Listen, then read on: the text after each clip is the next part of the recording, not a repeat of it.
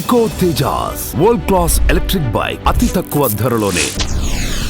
దక్షిణ కొరియా విమాన ప్రమాదంలో 179 మంది బలి. ఎయిర్పోర్ట్ ప్రహారీ గోడ ఢీకొట్టడం వల్లే ప్రమాదం. ఆ ప్రహారీ గోడ అంత స్ట్రాంగ్ గా కట్టడం పొరపాటుగా నిపుణుల వ్యాఖ్య. విమానంలో వెనక సీట్లలో కూర్చున్న వారు ప్రమాదంలో ఎక్కువ సేఫ్. 2 రోజులలో 68,000 టికెట్లు రద్దు చేసుకున్న ప్రయాణికులు. రోడ్డు రైలు ప్రమాదాలతో పోలిస్తే విమాన ప్రమాదాలు తక్కువ. సుదూర ప్రాంత ప్రయాణాలకు విమానాలే సేఫ్ అంటున్న నివేదికలు. దక్షిణ కొరియా విమాన ప్రమాదం 179 మందిని బలి తీసుకుంది. ఇద్దరు మాత్రం బతికి బయటపడ్డారు. ఈ ప్రమాదానికి ఎయిర్పోర్ట్ డిజైనే లోపమన్న ఆరోపణ గట్టిగా వినిపిస్తోంది. అంతమంది చనిపోగా ఆ ఇద్దరు ఎలా బయటపడ్డారు? అసలు విమానంలో ఎక్కడ కూర్చున్న వారికి ప్రమాదాలు జరిగినప్పుడు కాస్తంత సేఫ్గా ఉంటుంది? బ్రీఫ్గా ఇప్పుడు తెలుసుకుందాం.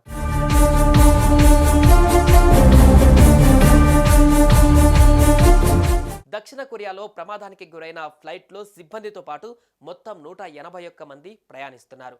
ఇంకొద్ది సేపట్లో ల్యాండ్ కావలసిన ఈ విమానాన్ని ఓ పెద్ద పక్షి ఢీకొట్టింది. దీంతో పైలట్లు విమానాన్ని ల్యాండ్ అవ్వవలసిన దిశలో కాకుండా ఆపోజిట్ సైడ్ నుంచి ల్యాండ్ అయ్యేందుకు పర్మిషన్ అడిగారు. అందుకు అధికారులు ఓకే అన్నారు. అదే సమయంలో ల్యాండింగ్ గేర్లో లోపం తలెత్తడంతో పైలట్ విమానాన్ని బెల్లీ ల్యాండింగ్ చేశారు. అయినా సరే విమానం రన్వే మీద పెద్దగా సమస్యలు లేకుండానే ముందుకు దూసుకువెళ్ళింది. క్రమంగా స్పీడ్ తగ్గించి ఆ విమానాన్ని ఆపేయాలన్నది పైలట్ల ఆలోచన. అయితే స్పీడ్గా ముందుకు కదులుతున్న ఆ విమానం ఆ ఎయిర్పోర్ట్ ప్రహారీ గోడను అత్యంత వేగంగా ఢీకొట్టింది. అప్పుడు లేచిన స్పార్క్ల వల్ల ఇంధనం తగలబడింది.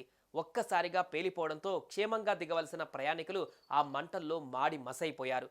179 కుటుంబాలలో అంతులేని విషాదం నింపిన ఈ ప్రమాదంలో 33 ఏళ్ల లీగా అనే ఫ్లైట్ అటెండెంట్తో పాటు 25 ఏళ్ల వయస్సున్న మరో ఫ్లైట్ అటెండెంట్ క్వాన్గా ప్రాణాలతో బయటపడ్డారు. ప్రమాదం జరిగిన సమయంలో వీరిద్దరు విమానం తోక భాగంలో ఉన్నట్టుగా వారు చెప్పుకోవచ్చారు.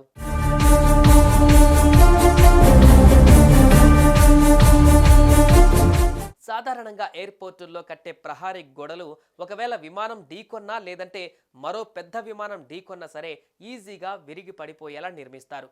ముఖ్యంగా విమానం ల్యాండింగ్కు సహకరించే కొన్ని లోకలైజర్ అనే నావిగేషన్ పరికరాలను ఆ గోడల మీద ఫిక్స్ చేస్తారు. ముయాన్ ఎయిర్పోర్ట్లో కట్టిన ప్రహారీ గోడను విమానం ఢీకొంటే ఈజీగా బద్దలయ్యేలా కాకుండా అత్యంత గట్టిగా నిర్మించినందువల్లే దానిని ఢీకొన్న విమానం బద్దలైందని అధికారులు అంటున్నారు. అలా నిర్మించడం అన్నది ఎయిర్పోర్ట్ టెక్నికల్ బృందం చేసిన పొరపాటుగా Lufthansa airlines chief pilot Christian Beckett అన్నారు. అలా టెక్నికల్ బృందం చేసిన పొరపాటు ఏకంగా 179 ప్రాణాల పాలిట మృత్యువుగా మారింది.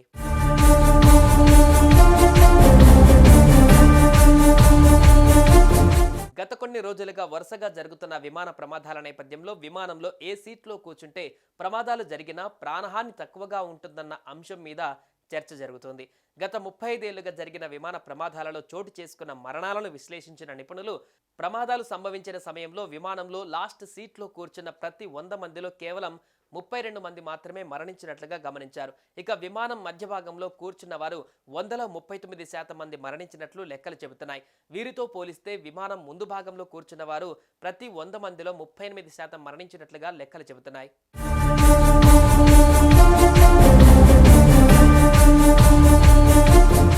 తాజాగా ప్రపంచవ్యాప్తంగా చోటు చేసుకుంటున్న విమాన ప్రమాదాల నేపథ్యంలో ఆకాశ ప్రయాణాలంటేనే జనం భయపడే పరిస్థితుల్లోకి జారిపోయారు.